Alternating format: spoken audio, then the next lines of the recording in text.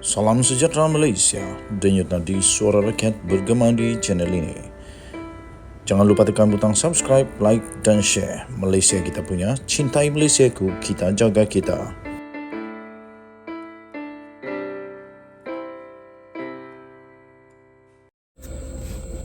Salam sejahtera Malaysia, denyut nadi suara rakyat bergema di channel ini. Ada satu peletakan jawatan yang mengejutkan Malaysia. Tapi ini bolehkah kita sebut ini sebagai satu tindakan gentleman? Kerana konflik kepentingan, seorang timbalan pengarah telah pun meletak jawatan.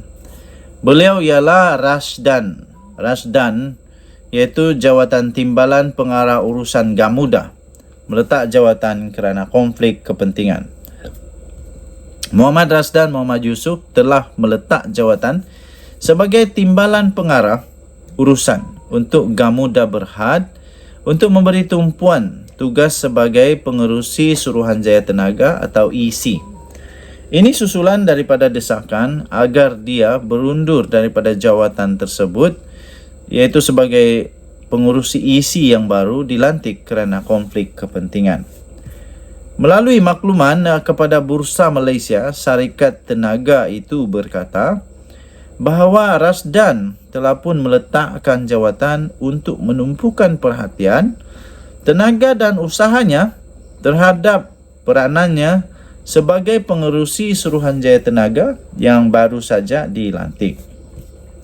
Sementara itu, Gamuda dilaporkan media berkata Rasdan telah melepaskan semua tugas sebagai pengarahnya berkuat kuasa pada hari ini dan akan menyampaikan notisnya sehingga 30 Jun. Kata kenyataan itu, kumpulan itu mengucapkan semoga berjaya kepada Rasdan untuk usaha masa depannya termasuk peranannya sebagai pengerusi Suruhanjaya Tenaga. Rasdan memberi jaminan kepada lembaga pengarah bahawa terdapat pematuhan penuh terhadap semua peruntukan konflik kepentingan seperti yang dinyatakan dalam Akta Suruhanjaya Tenaga, Akta 610 dan Tadbir Urus yang baik dipatuhi dalam semua perbincangannya di Suruhanjaya Tenaga. Kata syarikat itu pada satu kenyataan. Rasdan telah berkhidmat sebagai timbalan pengarah urusan Gamuda sejak 1 Mei 2018 dan dilantik sebagai pengarah alternatif kepada Ketua Pegawai Eksekutif syarikat itu, Lin Yung Ling, pada 28 September tahun yang sama. Pada bulan yang lalu, Suruhanjaya Tenaga telah mengumumkan pelantikan Rasdan itu berkuat kuasa 15 Februari bagi menggantikan Azian Osman yang tamat perkhidmatannya pada 14 Februari. Bagaimanapun, pemain industri mendakwa keputusan itu tidak sesuai dan membangkitkan kebimbangan kaitan Rasdan dengan Gamuda. Perdana Menteri Anwar Ibrahim berkata dia akan meneliti pelantikan itu, menjelaskan tidak sepatutnya ada sebarang konflik kepentingan. Pada awal bulan ini, NGO Aliran menggesa Putrajaya untuk membatalkan pelantikan Rasdan, menerajui Suruhanjaya Tenaga dan memilih calon yang tidak terkait dengan mana-mana industri tenaga untuk mengisi jawatan itu. Ini barulah gentleman.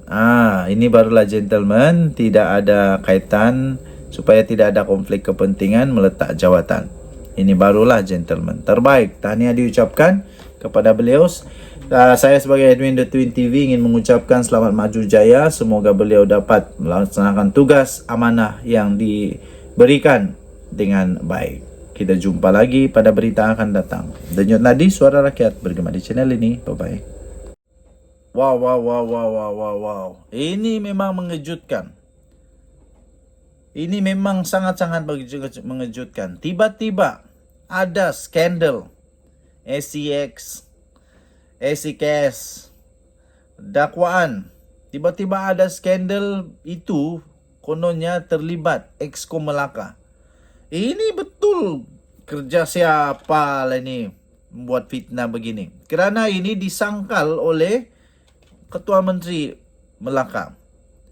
Ketua Menteri Melaka menyangkal perkara itu dan menganggap itu sebagai fitnah. Persoalannya ini kerja siapa nih menyebar fitnah ini? Siapalah yang suka sangat buat fitnah ini? Tak takutkah hukuman nanti dengan Tuhan? Tak takutkah masuk neraka, dibakar panas di neraka kerana fitnah? Fitnah itu lebih besar hukuman dosanya.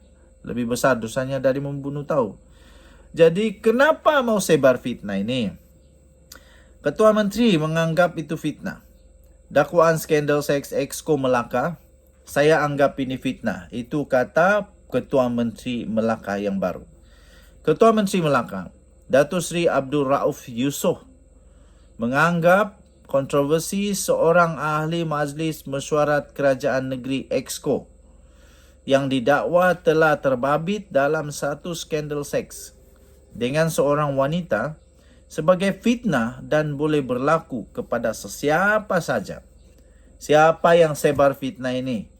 Pergi cari dia. Beliau berkata dalam dunia cyber dan serba moden ini katanya pelbagai bentuk fitnah mudah disebarkan oleh pihak tidak bertanggungjawab di media sosial. Katanya saya anggap itu sebagai fitnah. Walaupun saya tak nak menafikan benda itu betul atau tidak. Sebab pengalaman ni ramai sudah dapat tahu dan rasanya sama saja.